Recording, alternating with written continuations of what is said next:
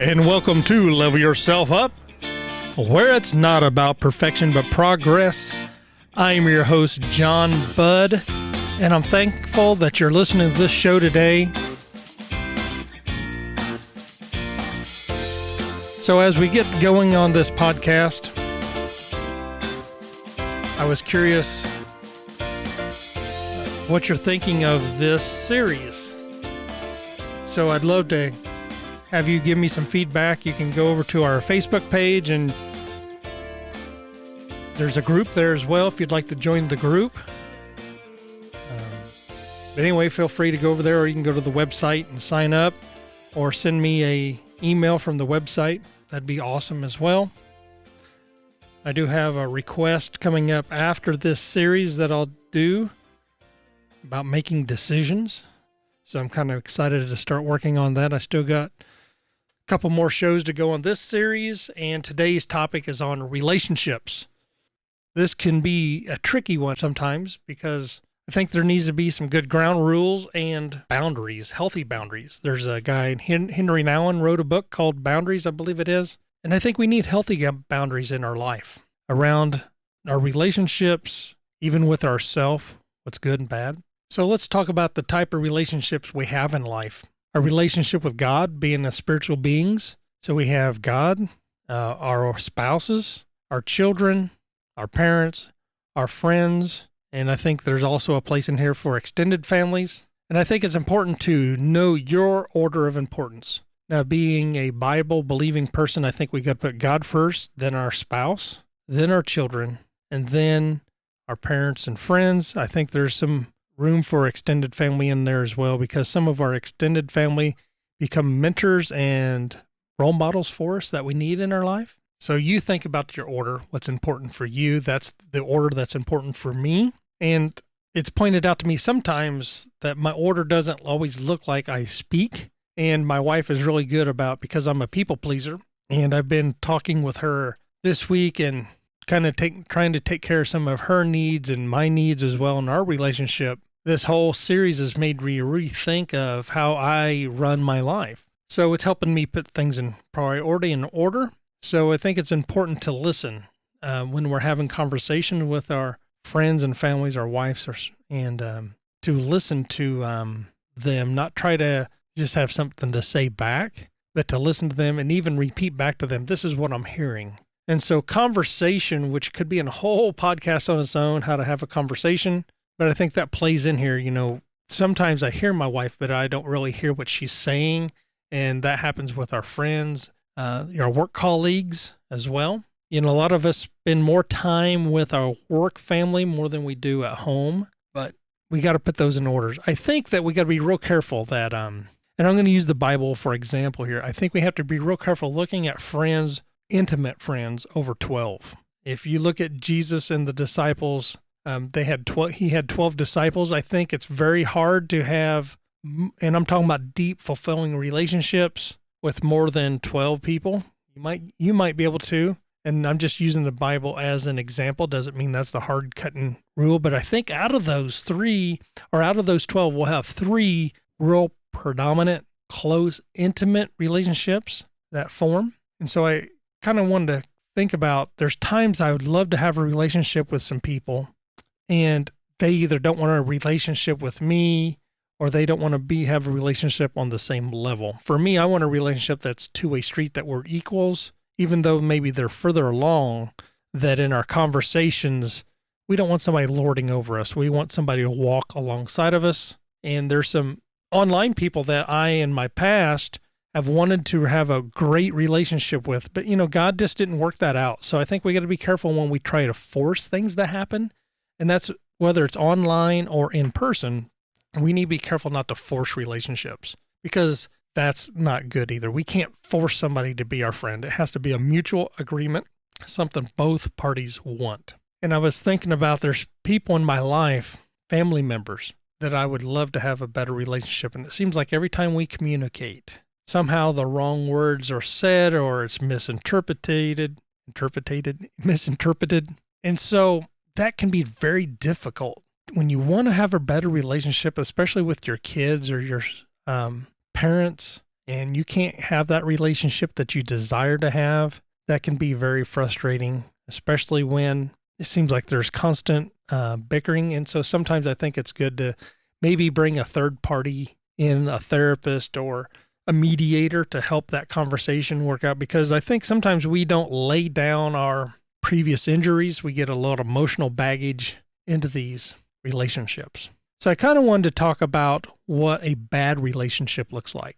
Are you in any toxic relationships? And to me, a toxic relationship is when that person really just doesn't bring the best out of you, and seems like they're always trying to manipulate you, control you somehow, maybe constantly putting you down. Abusive relationships, they like to always correct you or twist your words. Or you'll have a conversation, you ever been in this, when you tell somebody this is what I mean, and they say that's not what you mean. And I think we got to be careful that we all see things differently, and we all have difference of opinions. And I think it's important to give people grace and mercy, because sometimes the way I communicate is not how they communicate. So it can be difficult to understand what the other person's saying. That's why it's good to re-speak what they said to you in your own language, so you can make sure you're interpreting what they are saying. So think about toxic relationships you're in. Are they controlling? Are they trying to manipulate you, putting you down, like to correct you? Are they abusive, bullying relationships? And I'm going to tell you to separate yourself as much as you can from the bad, toxic relationships. Think about, these people may not be bad people. I'm big on giving grace and mercy, even though I verbally, with those people, may be standing my ground. Down deep, I give them room and I digest and think about what they're saying, but how they're living does not line up with how I live. So I prefer not to be around those people. So remove yourself. That's part of creating good boundaries. Remove yourself from those toxic relationships. It's not good for you. And I think it's important to hang around people that want your best, that want to pull out your best, that desire to see you exceed, that desire to see you improve. They have your best, even if they don't communicate it right. Even if you feel like they're lording over you, if they mean your best, maybe figure out how to have a better relationship with them. So it's a little bit of a struggle figuring that out. It depends on where you're at in your maturity, where they're at, how that works. That's a part about relationships can be difficult. Everybody's at a little different place in their life. But let's talk about tips for a healthy relationship, the good side of relationships. I took some notes on these, just trying to line up with some of my thoughts. And I've kind of touched on this about talking with each other. Good communication is essential to every healthy relationship. And just a little side note, I'm going to have a whole podcast on spirituality, so we'll cover talking to God and praying and stuff like that in that episode. But this here, so communication is essential to every relationship. We got to take time to be there. There's people I want to have relationships with at different levels, but I try to contact them every week. I'm thinking about my dad. I try to touch base with him at least once a week, if not more. I think it's great if you can touch base daily. So, that's a place where I can work on myself, is trying to at least text or say hey to my dad. I think it's good for our relationship if we see each other at least once a month or once a week. But we need to have conversations, and goes back to genuinely listening. Do not disturb or plan what you're saying next. Try to fully understand their side of it, their perspective. Maybe ask questions about their experiences, their feelings, their opinions, or their interest. And I think it's important to know that is their opinions, and doesn't mean you have to take those on. Sometimes we hear people's opinions and they're telling us from their experiences is what we got to do. And so we can jump right on board. I see that a lot with people online, people we follow. They say, okay, you need to do this, this, and this. And that may not be fitting for our life. That may not be where we're going. So I think we need to first line up where we're going. What is our plan? Where is God leading us? And then we know what to do with people's opinions and interest. And I think sharing information helps relationships grow. And I think letting people know who you are, but don't overwhelm them too much at first with personal information too soon. My wife's kind of opposite of me. She's very private, very personal. And I can share a lot pretty quick, actually. I like trusting people and I want to trust people. So I tend to share a little too much, which is always good because I think there needs to be healthy boundaries. Certain people have earned that trust to tell them things. And I think especially when you're starting to need like a good therapist is a good example. If you're talking to people for therapy reasons and not a therapist, even therapists, I think you got to have a trust relationship with them. You can't share things with people you don't trust. So I think it's good to build that relationship up. Think about it, your doctor. I'm even though I don't know them as a person, but when I have a doctor that really shares, seems like they're interested in my life, then I'm more open to share things with them. Not that I'm purposely hiding, because that's not at all, but you tend to not share things with strangers. I think that's just a natural protective thing. I think the other thing is to be flexible. It's natural to feel uneasy about changes, and healthy relationships allow for changes and room to grow for people because we are all changing. How about being dependable? If you make plans with somebody, follow through. Make sure you keep your word. I think that goes with trust. And I think that healthy relationships give room for people to, both people needs to have needs that are met. And then I was thinking about every relationship you can have conflicts and disagreements about. So I think it's important to fight fair, if you want to call it that, or how you're going to handle disagreements. I think you got to give yourself room to cool down if you start getting emotional. Maybe you need to cool off and not say anything that you may regret. Sometimes walking away, my wife reminds me, because I like to solve problems. So when there's conflict, I want to solve that problem. And sometimes I just need to back off and walk away. Sometimes I need that reminder to just let it go. And that means maybe, for example, in my wife, maybe she needs to process what I'm saying. And I think it's same on my side. Sometimes I need to hear what she's saying and not take it personal. So when I was looking up some tips, when I was thinking about this, I was looking up some ways to fight fair. And I like the use of I statements. It's like, when you don't call me, I feel like you don't care, versus you never call me when you're away. I guess I'm the only one who cares about this relationships. So I think when we change the way we use that I statement can be very powerful. That's one of these things that I'm going to try to do. I think that anytime we say you don't do this and I always do this, I always hear those the always and never words are indicators to me that, and I use them too, but we're trying to inflict maybe is not the right word, but to put words into people that we shouldn't be doing, or meaning into words. I don't know how to exactly phrase. I hope you get my message, what I'm trying to say. Because I think when we use the words, I feel like you don't care, is totally different than accusing. Because I don't think most of the time people, and I know there are vindictive people out there, but most people are not trying to hurt your feelings. And I think that in that it's important to attack the problem, not the person, So I think our wording there can be, when we're emotional, our wording has to be careful. I think don't bring things from the past that bother you. Don't let that bog down the conversation. Don't include things that you're not upset about at the moment. Take responsibility for your mistakes. I think it goes a long way when somebody apologizes to me and is honest about things. So I think that means a lot when we make mistakes. Apologize. Some people can see that as empty words, but I think that we need to be apologetic and realize we hurt somebody, even if we don't know how to change at the moment. And I think another good one is to make sure we realize that not all problems are easily to be solved. Some of us have hardcore differences and difficulty resolving things. Maybe statements has gone down in the past that really have hurt us and are deeply rooted in our past. So those can be hard to get over.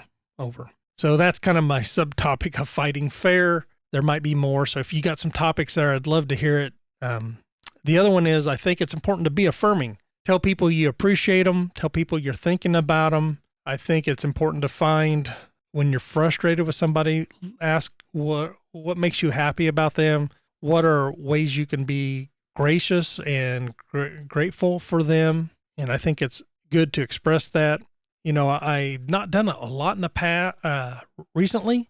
But one of the things I've done that's been important to me is to let people know, even my managers over me, tell them how I think they're doing good. If I believe they're doing good, I'm not just trying to say that if they're not. I had one run in with a manager that was over me, and I would say I could shut the door and have a good conversation with him and disagree with him and know that when I left that door, I was going to do what he said. But I think it's good to have that relationship that I could say, hey, I disagree with this. And one thing I've learned over the years is they may have more knowledge and wisdom that they can't divulge or share about the business for whatever reason. And so sometimes when you have all what's going on, you would make different decisions as well. So just give them some grace and mercy at times. I think it's good to keep your life in balance, have healthy relationships outside of people that aren't necessarily in your clique and your group. I think that's really nice. I can think of 2 or 3 people I've made friends with, and one guy's left the place that where I work, and I'm hoping to maintain a relationship with him. I think he's a really great guy. I love the way he treats his kids and family and the way he supports them. He's a great father. And so I hope to be able to maintain that relationship with him. And he's totally different than me. He has different beliefs than I do. He does some things that I personally can't do, but that doesn't mean that I can't glean some things from his life. So, and I think that goes true with everybody. Just because they're different and we don't agree with them doesn't mean we throw them totally out. And I think we have to be careful that their activities, maybe I should say, doesn't start swaying us and make us change our minds about who we are, especially when it comes to spiritual values and moral values. So you just think about that. And I think we need to look at that relationship as a process. You're not going to get it right all the time. We're going to goof up. I have failed more than I have succeeded in my relationship with my children. I don't like that. Nobody gives you a manual how to be a parent, especially when you're young. You think you've got everything figured out. Now that I get older, boy, I would raise my kids differently. But you live and learn. And hopefully, as our relationships progress, I can have a great relationship with all my kids. I love them all. I wouldn't say equally. I love them all for who they are. I think we're misguided if we think we love all our kids the same. That doesn't mean one's greater than the other. We just can love people differently for who they are. Probably one of my greatest frustrations with one of my children right now is also I know she has a big heart.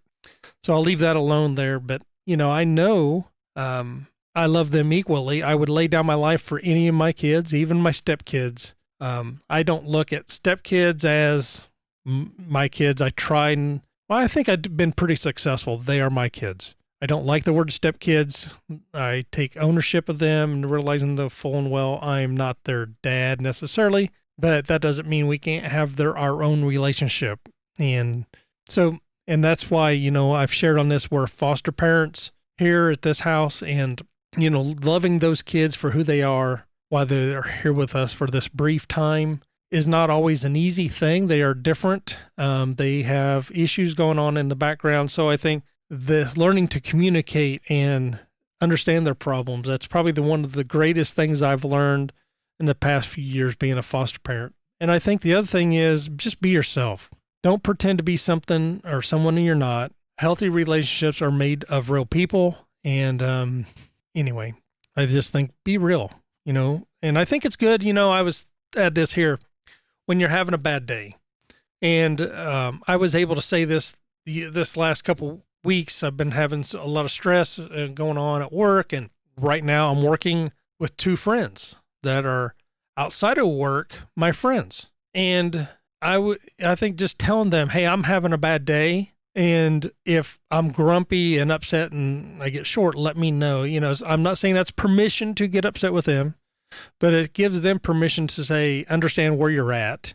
It gives them permission to maybe speak into your life. And I think if, you give them that liberty And maybe they don't do it right now, but in time they can say, hey, you really hurt my feelings. You really upset me. What you said there was wrong.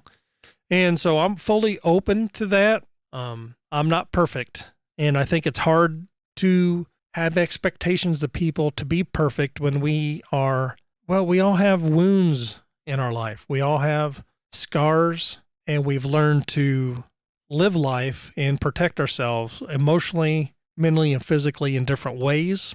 And so one of the biggest things we can do is to be real with people that we're having a bad day. I don't feel well. And don't let that be an excuse. I think you have to have the right relationship to share that. There's certain managers in my life I would not share that with, but I think you can do that when you have good relationships with people. All right, this podcast is getting a little longer than I anticipated, but I just want to share that with you. Give those things a think, or give those areas some think about. Wow. Give a thought over those tips, and hopefully it'll help you to have a better relationship. All right, check back with me next week for another episode of the 5 things that can help 2020 be great. And if you have a suggestion for a podcast, please send me an email or message me on Facebook. I would appreciate it. God bless. Catch you later.